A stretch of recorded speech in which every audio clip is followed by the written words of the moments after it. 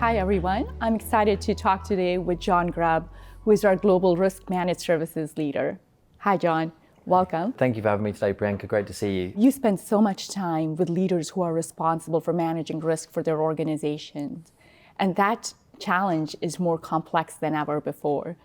For how are growth-oriented leaders really taking the management of risk and turning that into a strategic capability? So first and foremost, we have got a high degree of volatility. There's been a significant amount of change. Post-pandemic, we've seen that, but it's continued into risks that our clients are worried about that are largely geopolitical.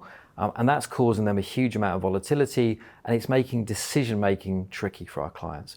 We still see clients who are quite traditionalist in terms of how they think about risk within their business, but those that are taking strategic leverage at this moment in time, they think about how they can make that strategic in the way they launch products, the way they address their markets, the way that they address their end clients. And it's those attributes that are allowing some of our key clients to act strategically and think differently.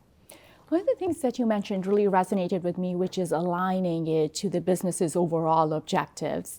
And the measurement of success then has to evolve accordingly, right? The KPIs of a successful risk function and how they match up to the business outcomes that the organization is trying to achieve. So how do you see that working out? The first thing we hear from our clients is risk is everybody's business. And that's been a real change that's allowed risk professionals and the senior leaders of our clients to think very differently about how do they address those KPIs. So rather than looking at compliance, which is still important, and regulatory requirements, they're looking at end product fulfillment. They're looking at how's the sentiment of their client relate to the business and how does that relate to the risk that they're managing? How does their supply chain function? So it's much less now about retrospectively looking around risk KPIs and how do they measure the number of controls to how does that actually deal with things like free cash flow? How does it deal with business performance? How does it deal with agility? And that's a significant change we're seeing with our clients. So many of our leaders are focused on really embedding AI and other leading technologies into how they run their functions.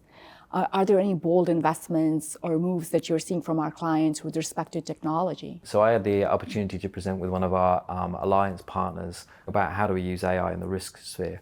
What was fascinating to me from an audience that you thought would be largely technology or technologists, there was a number of CFOs and CROs there, and we talked after the event about how do they leverage these big, bold technologies, how do they leverage large language models and some of the technology that comes with that for the betterment of risk. That's conversations we weren't having with our clients even 2 years ago.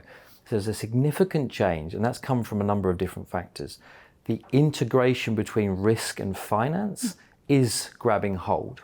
The data that you can get from that, you can leverage that in a proactive way for our clients and use it continuously. As we continue to connect how managed services is really helping our clients unlock value across the enterprise, help us think through how that would apply in the risk context. Well, risk is a kind of an everything business. So when you think about everything, well, managed services is there to help them because it is about technology providers, it is about data, but it's also about business transformation, it's about finance transformation, it's about supply chain. So in order to provide a risk managed service, you have to think about all of those things. And so when we speak to a client, yes, they talk to us about cost, but they're looking at holistic outcomes and how do they particularly bring down barriers where risk has often been a silo, often considered to be in the back office. How do you move risk to the front and integrate across our clients' platforms? And that's where managed services can make a big difference.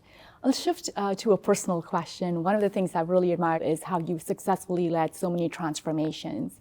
What are some of the key learnings that you would share with our audience here on that topic? So there's a number, but I always come back to one. So I had the privilege of working with a client a few years back for it was a 3-year engagement. It was a big transformation. And the team on the ground, both the client team and our team, they knew what we needed to do, and harnessing that was all about active listening. So when we drove change, they were part of that change. It was unbelievably empowering and really transformational.